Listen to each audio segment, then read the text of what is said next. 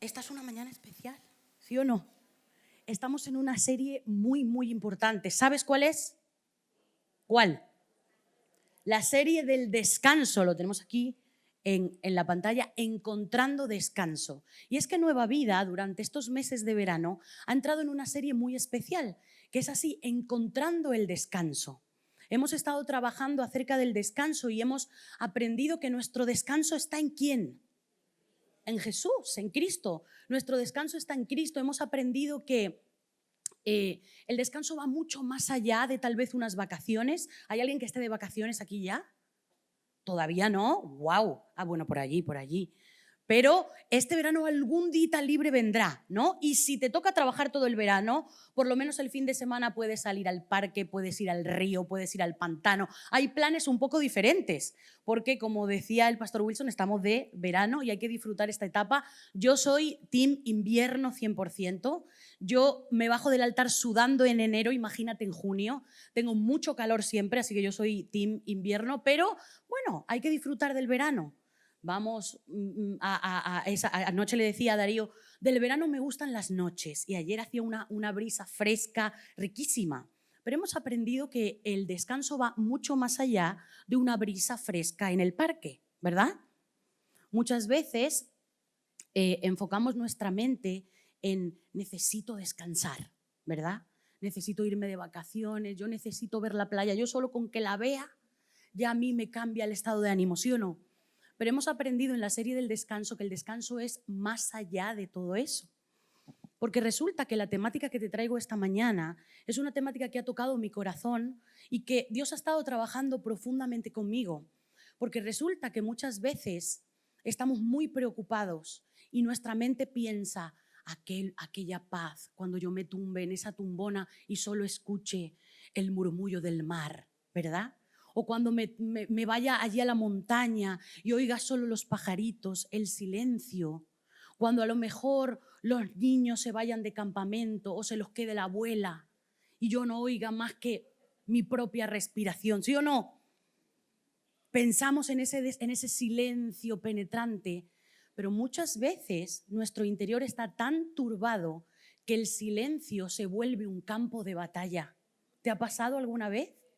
Hubo una temporada de mi vida en la que yo estaba pasando un proceso muy difícil y tenía pensamientos repetitivos, estaba pasando mucha angustia, estaba pasando un proceso de depresión que tal vez pude mirar tiempo después, de que era ansiedad que se había convertido en depresión.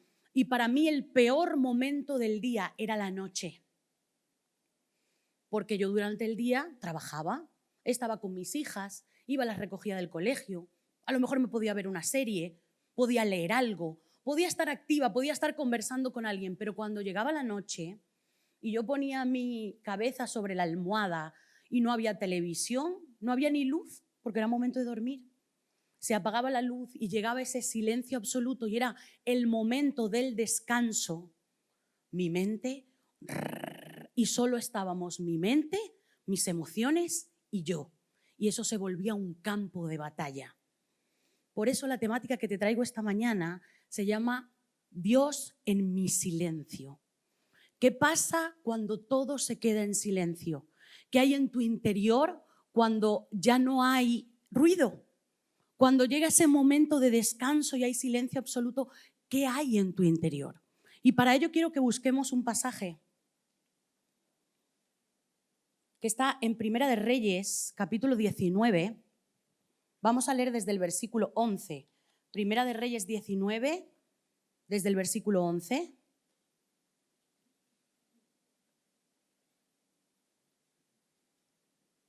Lo tienes ahí en la pantalla. Dice, el Señor le ordenó, sal y preséntate ante mí en la montaña, porque estoy a punto de pasar por allí.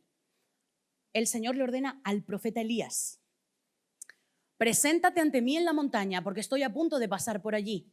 Como heraldo del Señor vino un viento recio tan violento que partió las montañas e hizo añicos las rocas. Imagínate el viento, ¿eh? Partió las montañas e hizo añicos las rocas. Pero el Señor no estaba en el viento. Después del viento hubo un terremoto, pero el Señor tampoco estaba en el terremoto. Tras el terremoto vino un fuego, pero el Señor tampoco estaba en el fuego. Y después del fuego vino un suave murmullo. Cuando Elías lo oyó, se cubrió el rostro con el manto y saliendo se puso a la entrada de la cueva. Entonces oyó una voz que le dijo: ¿qué haces aquí, Elías? ¿Habías escuchado este pasaje alguna vez? Seguro que sí, es un pasaje famoso. Elías estaba en su prime. ¿Tú sabes lo que es ese término? Estaba en su momento más espectacular de la vida. Resulta que había profetizado sobre la tierra una sequía brutal porque la gente se había apartado del Señor. Entonces Elías había profetizado sequía y el pueblo lo estaba pasando mal por la sequía. Pero es que resulta que el rey de Israel se había tomado el atrevimiento de tener profetas del dios Baal que le sirviesen a él y a su esposa, la reina Jezabel. El gobierno de Israel en ese momento estaba influenciado por dioses, la diosa Sera y el dios Baal, y todos esos dos dioses tenían profetas que le ofrecían culto y ofrendas. Por lo tanto, Dios les había castigado con sequía. Elías, harto de esta situación, viene y desafía a los profetas de Baal. Yo sé que te suena esta historia y que la conoces, pero te la voy a recordar.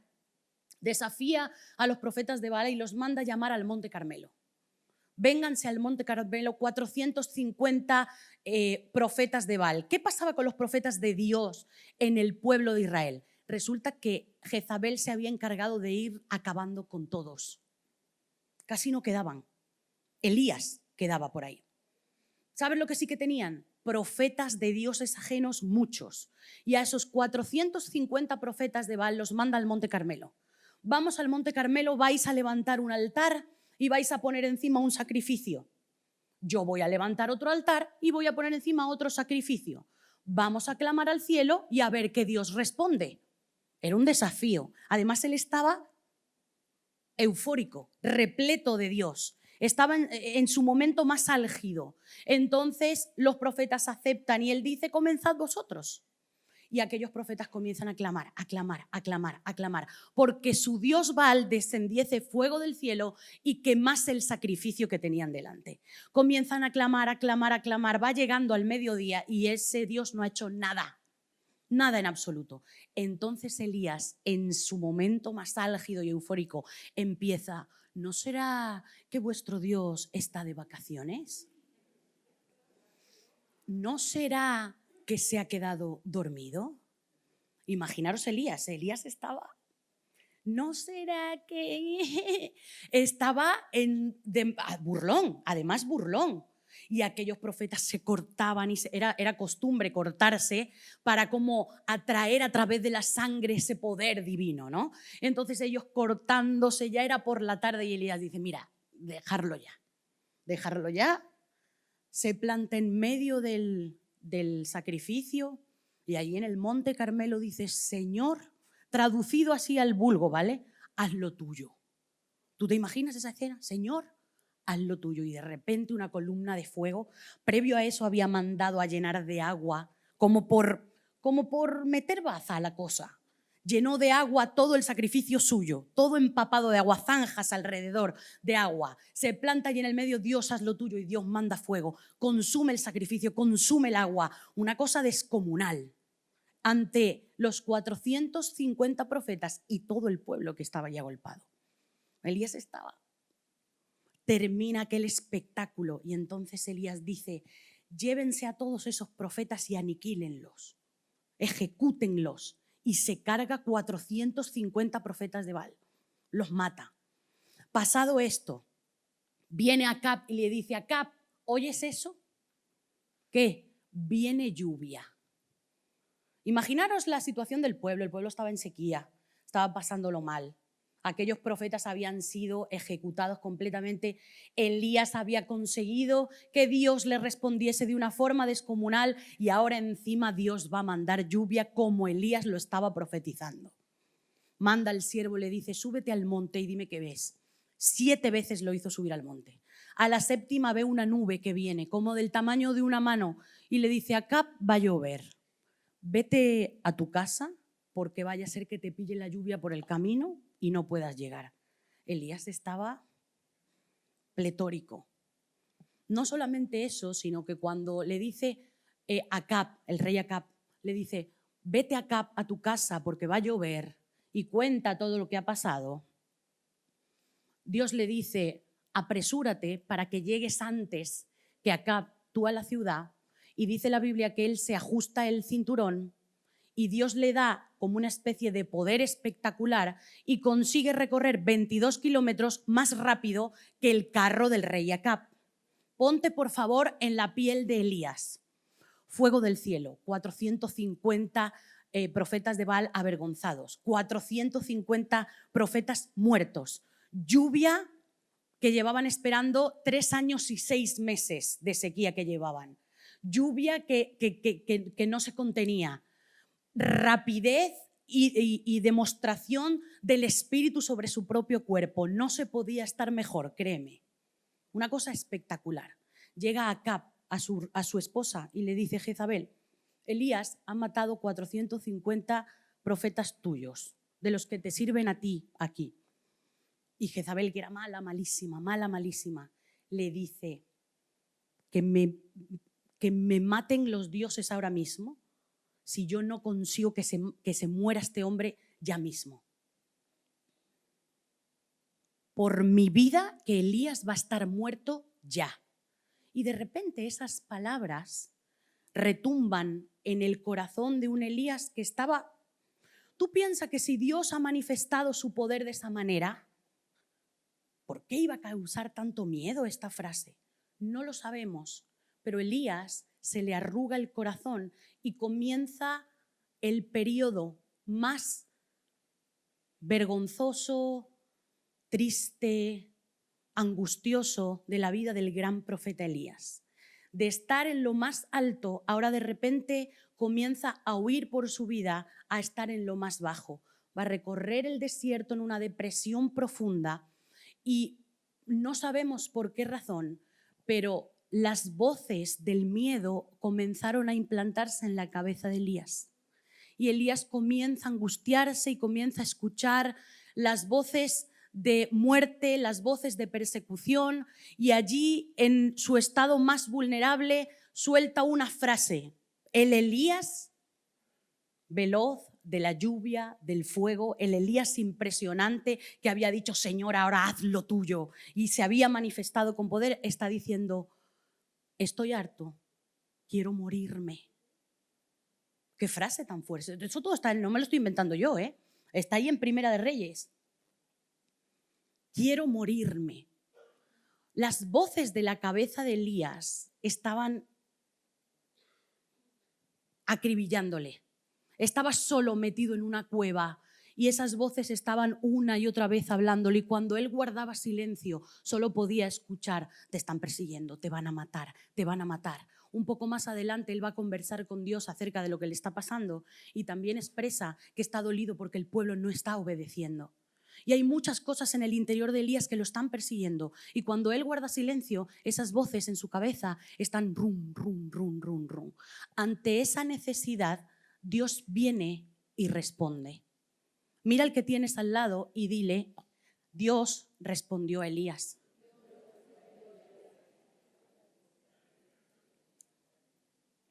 Y aquí se aparece el pasaje que acabamos de leer. No te he podido leer todo porque son casi 3 capítulos del libro de Primera de Reyes, pero en este momento es donde Dios dice, Elías, ven a mí al monte, sube y ven a encontrarte conmigo. Y Dios se manifiesta de formas diferentes ante él, formas muy extravagantes, así como él las había visto antes: fuego, viento, terremoto. Dios se muestra de una forma sobrenatural, pero le deja saber en su más profundo interior que Dios no está ahí.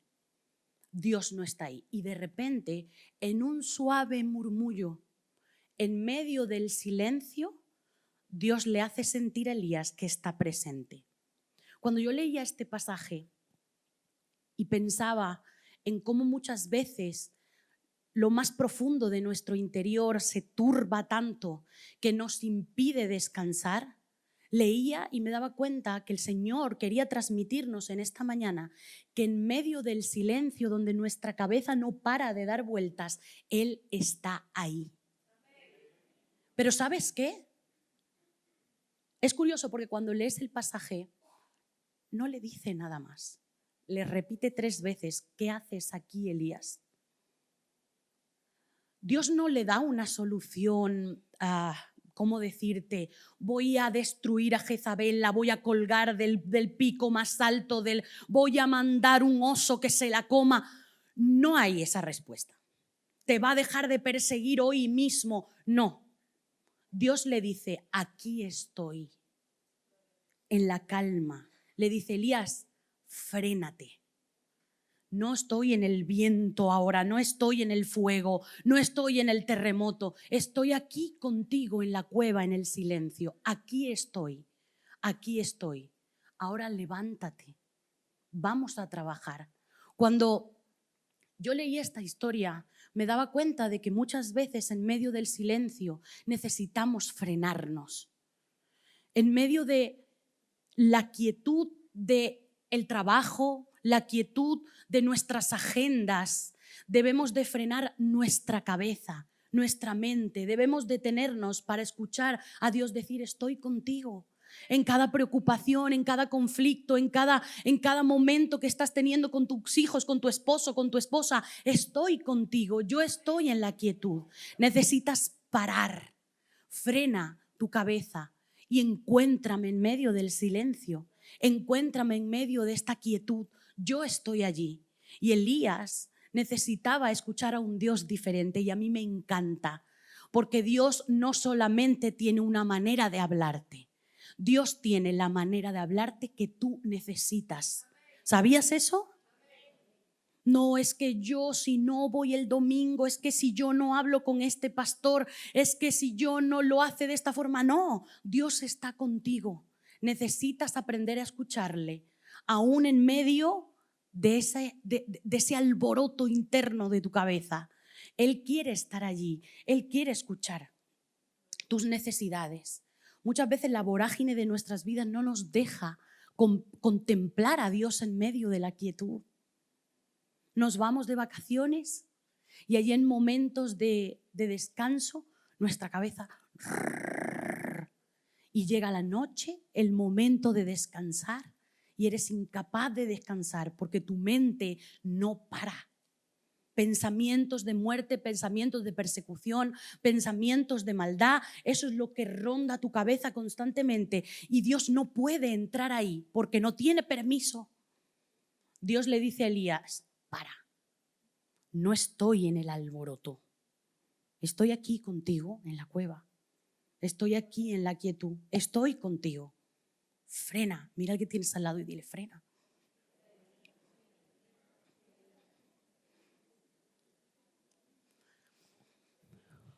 Pero sabes que cuando Dios nos lleva a la quietud, cuando Dios quiere hablarnos en medio del silencio, no lo hace meramente para presentarte y decirte que está ahí, sino que quiere que el silencio para ti sea un momento de contemplación.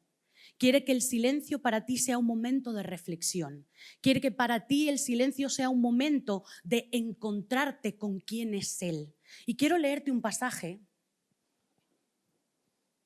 que está en Lucas capítulo 2,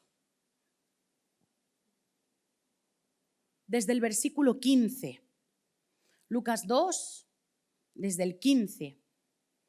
Lo tienes aquí en la pantalla. Dice: cuando los ángeles se fueron al cielo, los pastores se dijeron unos a otros: vamos a Belén a ver esto que ha pasado y que el Señor nos ha dado a conocer. Así que fueron deprisa y encontraron a María y a José y al niño que estaba acostado en el pesebre.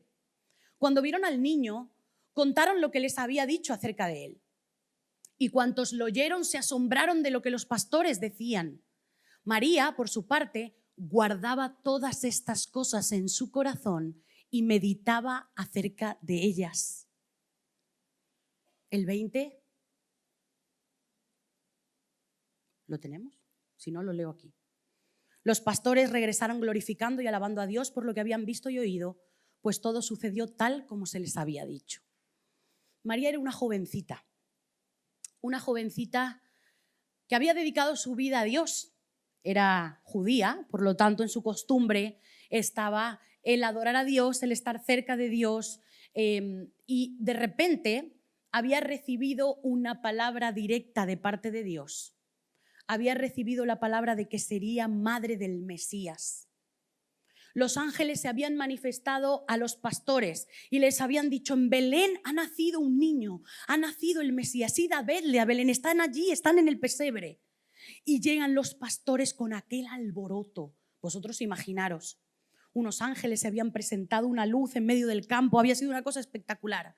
Y los ángeles llegan al pesebre, los pastores llegan ahí al pesebre y aquel alboroto y el niño y se había manifestado y lo habían contado por alrededor. Y había un alboroto grandísimo, algo muy especial y loco estaba sucediendo. Estaba naciendo el Mesías de una virgen. Dice el versículo 19, vamos a ponerlo ahí. María, por su parte, cuando dice por su parte, quiere decir desde la perspectiva de María, lo que María estaba viviendo era que guardaba todas estas cosas en su corazón y meditaba acerca de ellas. María estaba callada, con el Mesías en brazos, contemplando el plan divino. Y quiero explicarte esto. Imagínate a María de niña. En la cultura judía, los padres debían enseñar las escrituras a los hijos. Así que María seguramente se sentó con su padre durante muchas tardes a hablar de un Mesías que vendría, a leer a los profetas que decían que vendría un Salvador, que vendría alguien que cambiaría el pueblo para siempre y que cambiaría la humanidad y reinaría para siempre. También sabía María que vendría de una virgen porque estaba profetizado por el profeta Isaías. Ella sabía todas estas historias y de repente, con Jesús en brazos, estaba callada, contemplando que en ella se estaba cumpliendo la promesa. En medio del silencio, Dios quiere que tú seas capaz de abrazar a Jesús y empezar a ver las promesas cumplidas en tu corazón de lo que Él está haciendo. ¿Sí me vas pillando? Él quiere que tú puedas abrazar a Jesús y poder ver en el silencio, meditar en tu corazón los planes que Él tiene contigo. Puede que haya mucho alboroto alrededor. Mira, María no sabía que se iba a tener que ir a Egipto con su bebé. No sabía que le iban a perseguir. Ella no sabía lo que iba a pasar. No tenía ni idea de cómo el ministerio de Jesús iba a darse, cómo ella iba a criar ese niño. Ella no tenía ni idea. Ella estaba en el pesebre con su bebé en brazos. Lo que sí que estaba contemplando era una promesa cumplida y que ella, no sé por qué, era plan de esa promesa. Y guardó silencio ante ese alboroto para profundizar y meditar en lo que todo esto significaba. Cuando Dios te quiere llevar al silencio, quiere decirte, estoy ahí contigo, pero también quiere decirte, profundiza, ve más hondo, mira el plan que yo tengo contigo, abre las escrituras y encuentra mis promesas que están ahí para ti, que tú eres parte de ellas, que ese es el plan que yo tengo contigo. En el silencio Dios quiere enseñarnos que nosotros estamos en sus planes eternos. En el silencio Dios quiere enseñarnos que debemos meditar en la palabra, que debemos profundizar y decir, Señor, yo soy parte de este plan. Una de las cosas que el enemigo trata para que esas voces no se apaguen es que en tu mente solo haya pensamientos de mal, que en tu mente haya pensamientos de muerte, de persecución, de estrés, de que nada va a mejorar, de que seguramente todo empeore, de que tal vez no hay lo suficiente como para que esto cambie, de que no tienes los recursos, de que no tienes la inteligencia, de que no tienes la compañía, de que no tienes el amor suficiente. Pensamientos y pensamientos de mal, para que en medio de tu silencio esos pensamientos sean los que revoloteen. Pero creo que María es un gran ejemplo de lo que significa guardar silencio en Dios. María encuentra lo que significa Dios en su silencio. Y Dios nos está desafiando en esta mañana a parar y en medio del silencio poder encontrar el propósito de Dios para nosotros.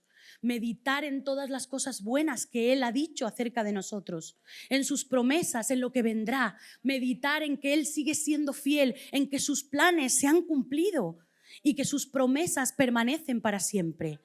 Y guardada la boquita, calladito, calladito, guardaba esas cosas en su corazón y meditaba. ¿Y meditaba en qué? En lo que estaba sucediendo. Iglesia, Cristo ya venció. Cristo ya murió por ti y por mí. Él ya pagó el precio, ya llevó sobre sus hombros nuestras cargas. En eso tienes que meditar. Y en tu silencio, cuando vengan esos pensamientos en la noche, cuando vengan esos pensamientos en tus momentos de descanso, di: Señor, yo llevo estos pensamientos cautivos a ti y confío en que tú moriste por mí, en que me has hecho libre, en que tú tienes planes perfectos para mí y para mi familia, en que en ti hay salvación. En eso pensamos. Pero hay algo importante con lo que quiero ir terminando. Y es que para que esos pensamientos se den al lugar, requieren fe. Es muy complicado tener a ese bebé en brazos y pensar en que él va a ser salvación para el mundo, viendo el ambiente que hay. Estás en un pesebre, acabas de dar a luz y hay una promesa. Ya el ángel te la había dicho, ya el ángel te la había profetizado. Hay una promesa. Ahora hay un desafío para ti. Con tu Cristo en brazos, el desafío está en creer que así será, que Dios lo ha dicho y lo cumplirá. Y el descanso requiere de ese silencio que profundiza, que medita y que tiene fe para creer que así será. Y que tiene fe para creer que Dios lo ha dicho y lo cumplirá.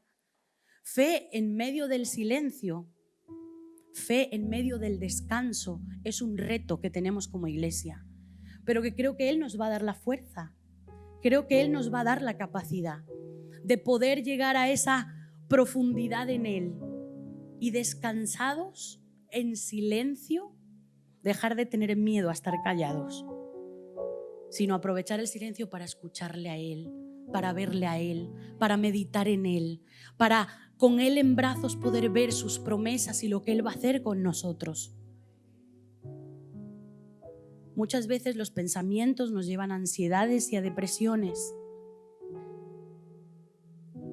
Y es cierto que la vida es difícil, claro que sí, y que hay muchos conflictos, pero Dios está allí en tu cueva y te pregunta: María, Laura, Juan, Óscar, como tú te llames, te está diciendo: ¿qué haces aquí?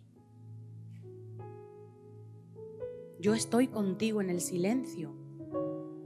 Yo estoy contigo en la paz y en la calma. Yo estoy contigo. Soy Dios también del silencio. Y no quiero que me sientas cuando estás ministrando.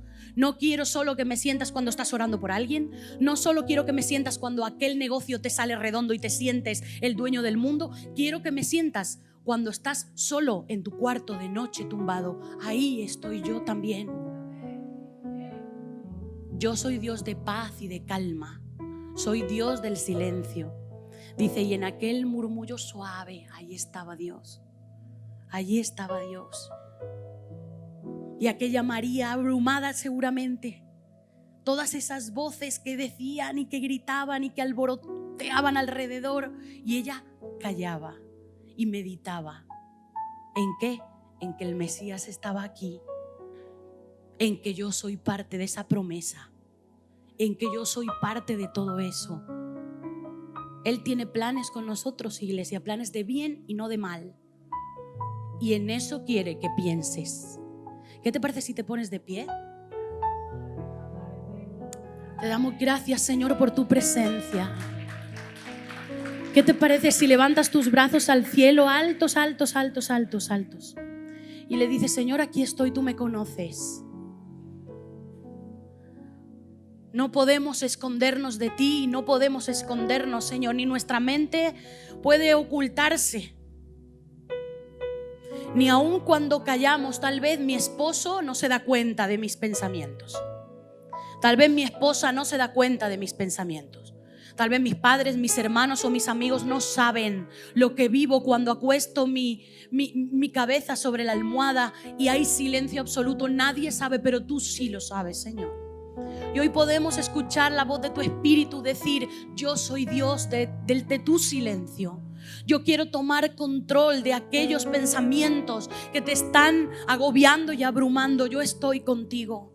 Ayúdanos, Señor, a meditar en tu palabra, a pensar en que somos parte de un propósito eterno y de promesas cumplidas. Ayúdanos en silencio a que tu palabra sean las que estén en nuestra mente. En medio del silencio queremos descansar en ti, Señor, y saber que tú sigues siendo fiel.